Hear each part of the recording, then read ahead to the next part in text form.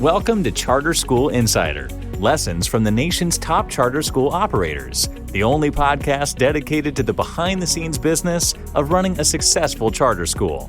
Join us as we sit down with charter school leaders who share how they are overcoming the biggest operational hurdles facing their schools today. Kathryn, welcome to the show. It's great to see you. Dan, thank you so much for having me. It's a pleasure to be here.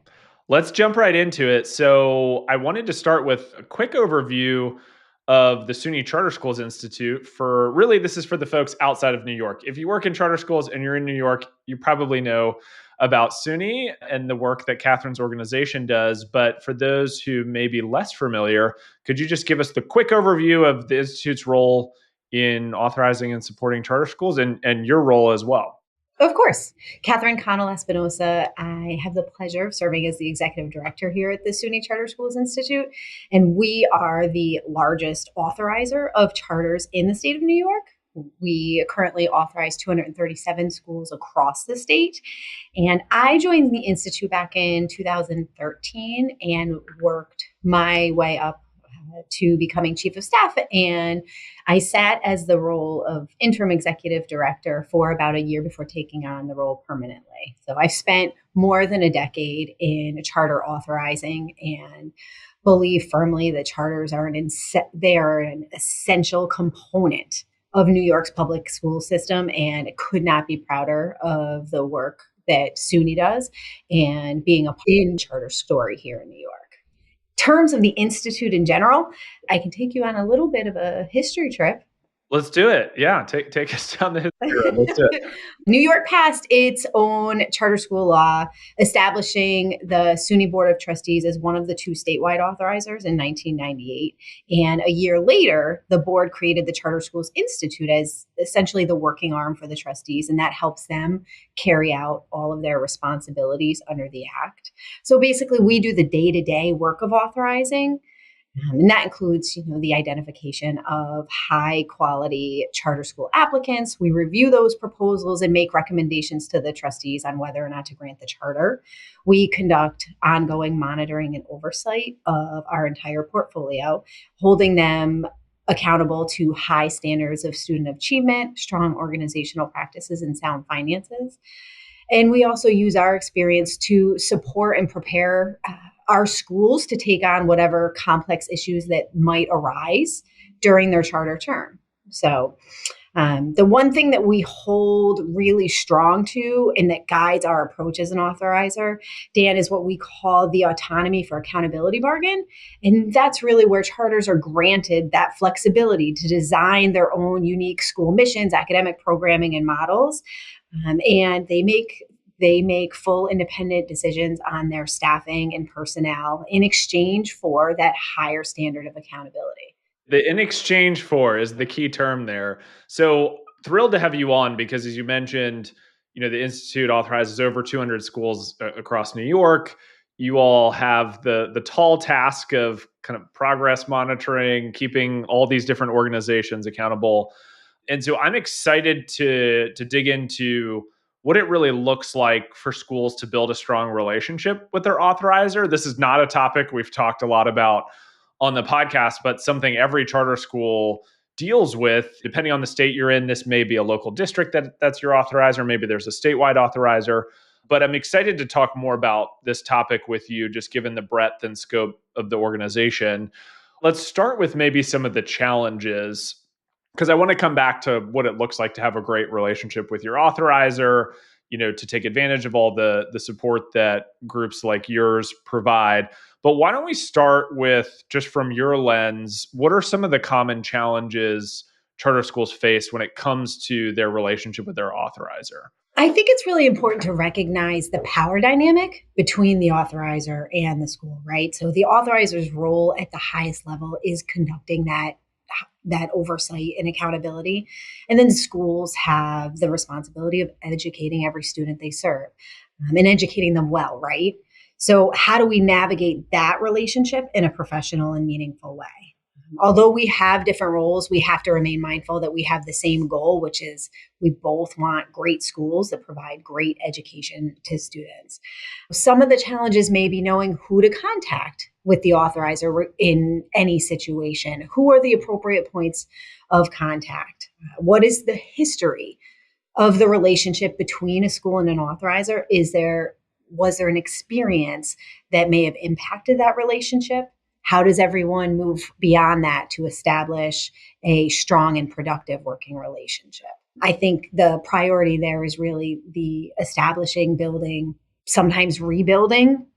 The relationship is something that just doesn't happen overnight. It demands effort from both the school and the authorizer. And when the foundation is there, it makes everything easier. Celebrating the wins feels more meaningful, and tackling the challenges becomes a shared effort. And that's really important.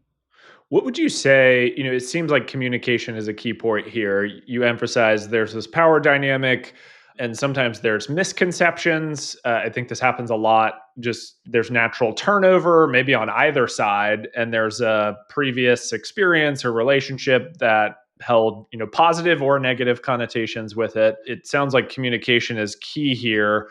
What does that look like practically? How often should schools be communicating with their authorizers or boards be engaging with their authorizers? And then where does this communication maybe go wrong? Or what do people maybe miss about communication between a school and their authorizer? Challenges can originate at any time, right? Let's be honest about that. Each school has their own story, their own history, and their own challenges. Sometimes schools may merge over from one authorizer to another. So that demands an onboarding of sorts and in almost an introductory period for both the authorizer and school, so that each knows what to expect of each other, right? What are the dynamics? I would say the best way to avoid those challenges in the relationship is to establish as much as possible a strong foundation to that relationship early on. For SUNY, it really starts with the new charter application process. So if you're interested in potentially developing a proposal to launch a charter school, that's the best place to start and really build that relationship. Great. We had Dermot Madison on the show. I can't remember which episode it was, relatively recently, and he talked about his experience going through that process and how much of a learning experience it was for him as a new school founder, but also that it made him better working with the Institute going through that process. So I think it totally makes sense for new school founders. Tell us a little bit about some of the current challenges. You mentioned on a macro level, communication is really important. Reestablishing a relationship with your authorizer is really important. Something schools should be thinking about all the time. In the current environment, what would you say are some of the challenges schools are facing, and how are authorizers like yourselves looking to assist or address some of those challenges? One of the biggest challenges that we've seen fairly recently is enrollment shifts, right? And enrollment is tied to the finances as well. So they have significant implications to the school's organizational capacity and ability to operate. So that's something that we want to be really mindful of. Our schools are very mindful of that. So a lot of their focus is not only on recruitment efforts, but really focusing on retention efforts, both of staff and students, so that they can ensure that they have strong leadership and teachers in place to support the students that are hopefully staying with them and with their program year after year.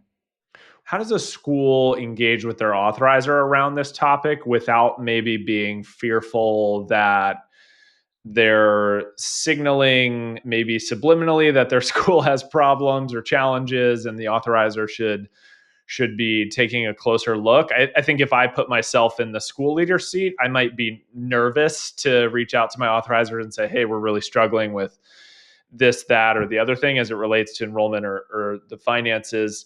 What's your perspective on that? How do you think about schools who are facing real challenges and they're their role engaging with the authorizer on some of those challenges? Your concerns as you put yourself in the shoes of a school leader are spot on. We completely understand that schools are going to be that it's a tough one for schools to call up your authorizer and say, hey, we're really struggling with our enrollment. We may have to make budget cuts, right? Because they don't want their transparency with their authorizer to have a negative impact on them, whether it's coming up to renewal, implementing conditions. And so we genuinely get why leaders worry about how fiscal or enrollment challenges might be received. But here's the thing, our oversight is rigorous in and of itself. So we're regularly reviewing enrollment numbers, cash flow, budgets, the audits on an annual basis. So we're going to see those red flags at some point or another. We're going to find those issues if they exist. But if we can hear from you early on, then we're better positioned to think through potential options. The sooner we know about something as the authorizer and understand all of the context, that our team can be the best thought partner and help scenario plan alongside school leaders and boards. Right. So instead of kicking the can down the road where it's inevitably going to come out at some point, you're far better off sort of having that conversation early and often, and nobody's caught with surprises. How do you distinguish between the board's relationship to the authorizer and maybe the CEO, founder, operating team? I think sometimes this sort of three layers of communication, there's the board and the operating team, and sometimes they're not communicating well. And then maybe the board is engaged with the authorizer in a way that's different to the operating team. What would you say is a best practice around the relationship between boards, operators, and then how they kind of jointly communicate with the authorizer? That's a good question. And it really is an important distinction to remember that the charter contract itself is signed by me as the executive director of the Institute and also the board chair. So that board authorizer relationship, it's paramount, right? Don't get me wrong, the day-to-day operations and conversations are often going to flow through between the staff level, the school staff and the authorizing staff, right? So, but those issues of significance, something that could potentially impact the academic, fiscal, or legal health of the school, we really want to understand as soon as possible. And it's telling to us if it's not coming from the board. Right? Like we're certainly mindful of that. It doesn't always happen that way. And when it doesn't, it tends to be the result of either that lack of a relationship, inconsistent communication, or unclear role boundaries, perhaps between the school leader and the board itself. That's one of the reasons why having a strong board in place is so critical to the success of a school. If there's maybe there's a board member listening to this who's new to a charter school board. We were just talking about enrollment obviously being a big trend in the market right now as things have shifted there. Are there other, for lack of a better term, like canaries in the coal mine for potential issues going on at a school that board members should keep an eye on, or maybe things that as the authorizing body you all are looking for either in the data that's shared or in the communication or lack of communication that you would recommend people pay closer attention to or maybe keep an eye out for? Recognizing what those early signs of instability could be is really important for the board, right? We have specific benchmarks around academics, operations, finance, and governance, so that we're constantly using those to gauge a school's progress and even identify challenges and how the school is working to resolve them. One of the things that I would say is that the accountability plan details the specific student achievement goals that a school is agreeing to meet, right? And it identifies how the progress will be measured. Because this is mutually agreed upon by the board and the authorizer and ultimately becomes a part of the school's charter, it's really important for the boards to have a good sense of what's in that so they know exactly what they're being held accountable to. Right. So if you're new to a board, maybe the first thing you should do is go back and review what are we actually holding our school accountable for, and are we trending, in the right direction or in the wrong direction, and what needs to be done.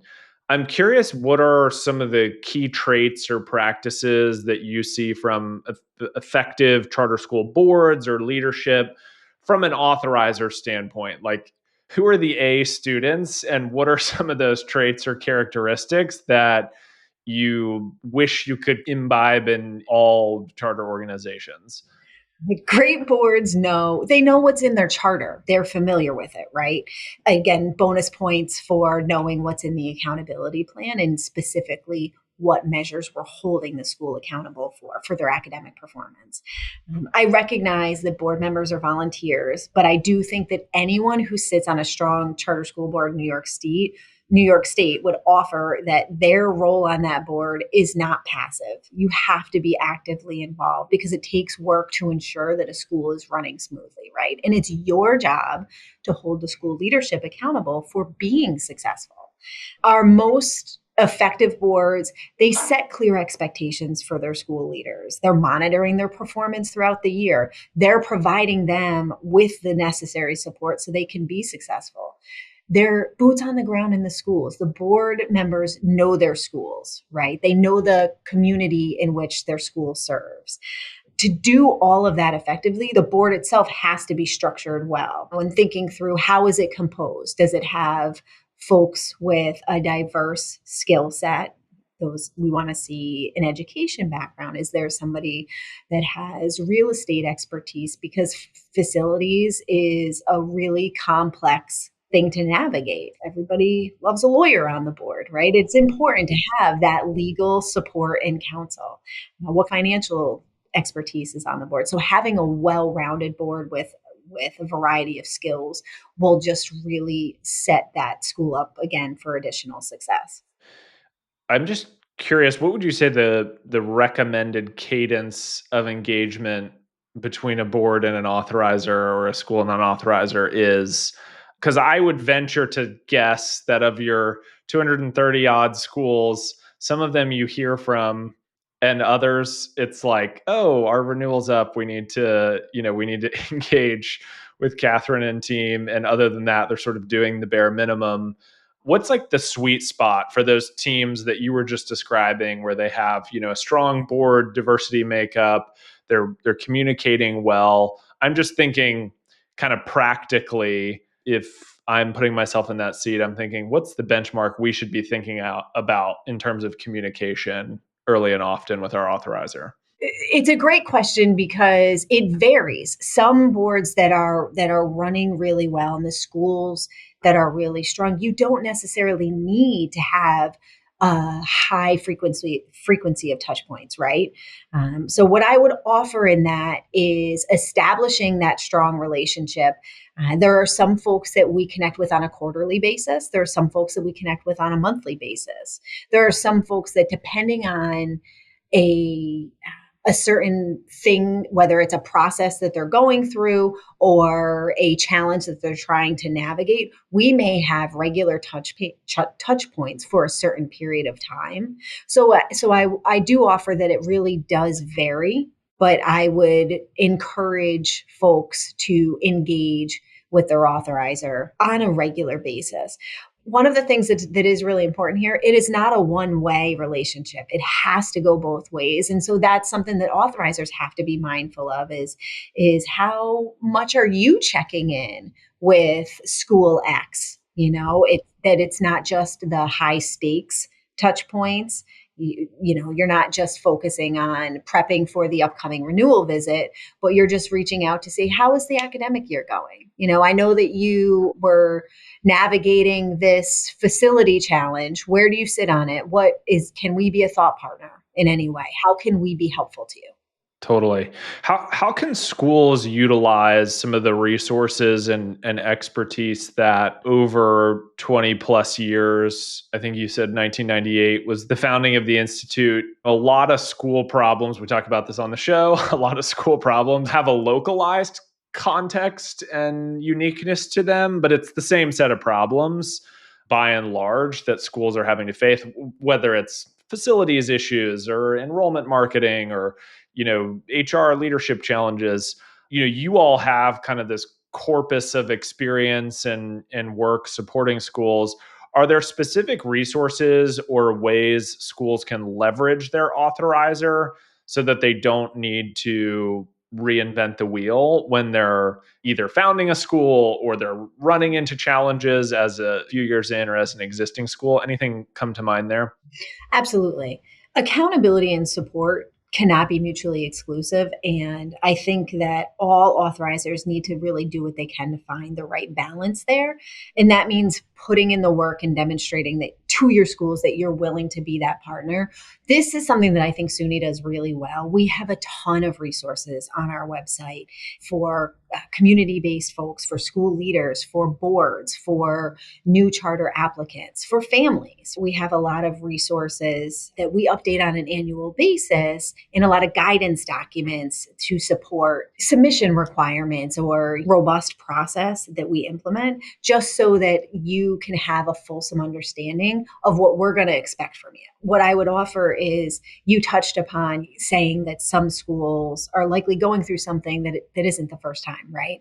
So, and that's something that we're super mindful of as well, because if we hear from you, it is highly likely that the challenge or frustration that you're experiencing is not unique or exclusive to you, right? So if we can partner you or connect you with another school that has experience going through something, then maybe you can avoid some of the pitfalls that they went through. And we always look to do that. All right. So I want to ask one more question before we move to closing here. In the current environment, this year in particular, there's been a lot of uncertainty, whether it's federal policy or state policy or enrollment shifts, fiscal pressure, some of the things we've talked about in this conversation. Is there anything you're observing in this environment in terms of how schools can work collaboratively with their authorizer? This may sound like a broken record, but it's the most important things they can do with their authorizers is keep that open line of communication, being honest and reflective, and just reaching out to have those crucial conversations as early as possible and often, right?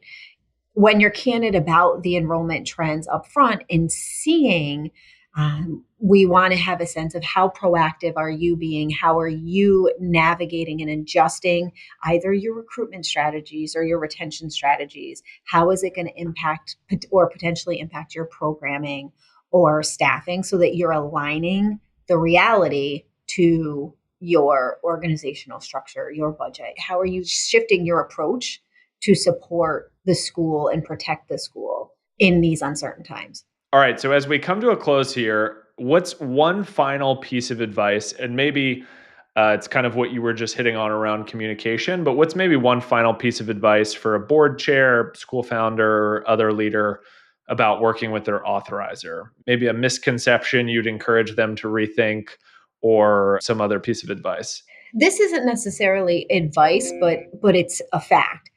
Your authorizer is only as successful as the schools in its portfolio, right? I mean, that's the reality of it. So for us to be successful, we have to champion your successes. I will not stop pushing the communication is key. If you are unsure how to navigate your authorizer or reach out, start small. Share the good news. Offer, invite your authorizer to events. It's really meaningful for us to be able to see like the exciting developments at your school and to attend events like commencement, facilities opening, any sort of performances or athletic events. And those are the low stakes moments that give us the opportunity to build that relationship. So when we are having high stakes discussions, it feels more like you're on the same page, and it's not, hopefully it alleviates some of that concern or threat that your authorizer is out to get you, because we can't be in a position like that. Any resources that you find the Institute frequently recommending that we can link to in the show notes? Or you mentioned earlier, you guys have a bunch of resources on your website. Anything we can point listeners to as it relates to some of the topics we've covered today? Absolutely. I will certainly shout out our website and the resources there. So at newyorkcharters.org, folks can find resources for, like I said previously, for school leaders, for researchers, for the general community, for board members, and for new charter applicants. We have an abundance of information there. We also lean to a couple of national organizations as authorizers ourselves. We pay close attention to what the National Association of Charter Schools Authorizers is doing, so NACSA, and we're also mindful of what the National Alliance does and how they support their charter schools across the country. Awesome. We'll link to your website and similar resources in the show notes. And if folks want to connect with you or learn more about the Institute, should we send them to the Institute website, or is there anywhere else we should point them? You can send them to the Institute website, and they can reach out to charters@suny.edu at any time. Okay, perfect. Charters@suny.edu. Did I get it right? That is correct. Okay, charters@suny.edu. Perfect. Well, Kathryn, this was great. Really appreciate you coming on and providing some perspective from the authorizer side. It's not a perspective we have often on the show, but so critical, and appreciate all the work that you're doing supporting New York charter schools. We're appreciative of your time. So thanks for coming on. Dan, thank you so much for having me. It was a pleasure. Thanks for listening to Charter School Insider. This show is brought to you by BuyQ, the group purchasing organization specifically for charter schools. Want to learn how to maximize your school's purchasing power? Join together with thousands of other charter schools by visiting buyq.org/sign up. BuyQ's purchasing program is free and has no obligations or commitments required. If you enjoyed today's episode, do us a favor and subscribe on your podcast listening platform of choice. If you have a question or feedback for us, we'd love to hear from you. Send us an email at podcast@byq.org. Thanks, and we hope you'll tune in for the next one.